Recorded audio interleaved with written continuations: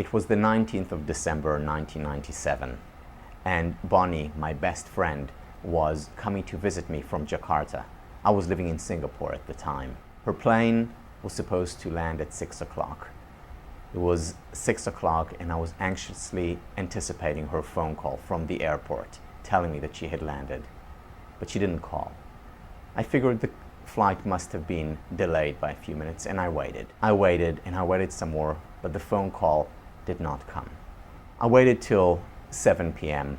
and then called the airport, expecting to hear that the plane was delayed. I asked the operator about flight MI185, and she said, "One moment please," and she transferred me to another operator.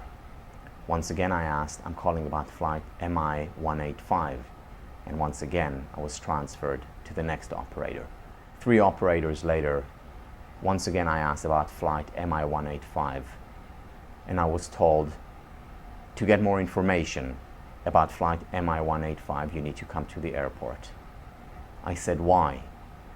And she repeated herself. And I put the phone down and I started to shake. I called up again, and once again I was transferred from one operator to the next, until I got to an operator who said, to get more information about this flight, you need to come to the airport. I said, "I can't, I'm in Jakarta." I lied. She said, at 5:30 p.m. we lost contact with the plane. I said, "What happened?" And she said, "We don't know."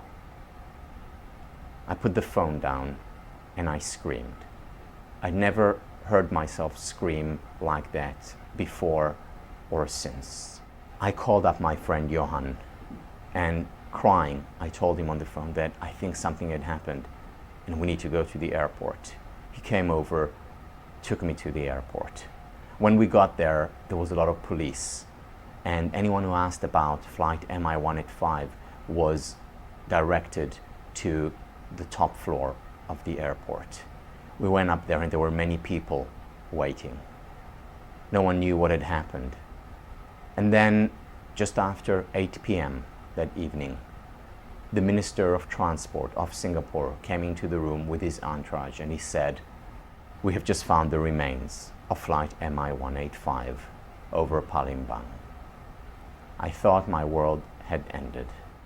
My best friend was gone. There were no survivors. I didn't know how I would get over this tragedy, to live in a world where Bonnie was no longer. I couldn't sleep that night and for many nights after. The following morning, I called up a friend, a psychologist, Nathaniel Brandon, who had lost his wife in a freak accident many years earlier. And I thought maybe he could help. He said to me, "Tal, you're not going to hear what I'm going to say now. It's not going to make sense to you, but listen anyway. You are going to get over it. We all get over it. Because if we hadn't, then God help us all." For 4 months, I could not stop crying. The 5th month, I felt a little bit better. What made me feel better was teaching, giving a workshop, and one of the participants coming up to me after, and he said, "You know, what you said really resonated with me. It made a difference in my life." When I helped another person, that in return helped me. Nathaniel Brandon was right. While I still think about Bonnie often, it is now with sadness, but it's not with the same deep pain that I thought would never ever go away, would never leave me. I think about our times together and appreciate them. The paradox of going through difficult periods is that when we give ourselves the permission to be human, when we allow ourselves to experience the painful emotions, we're more likely to grow through them. In contrast, if we try to be strong, not express these emotions, not cry, we're actually more likely to be stuck in the pain for a lot longer. We need to release, we need to let go.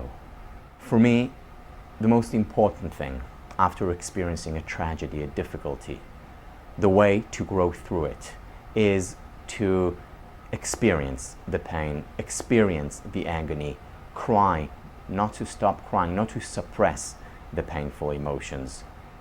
It's also to help others, to contribute to others, because it is when we focus our attention outward, we very often become stronger inside.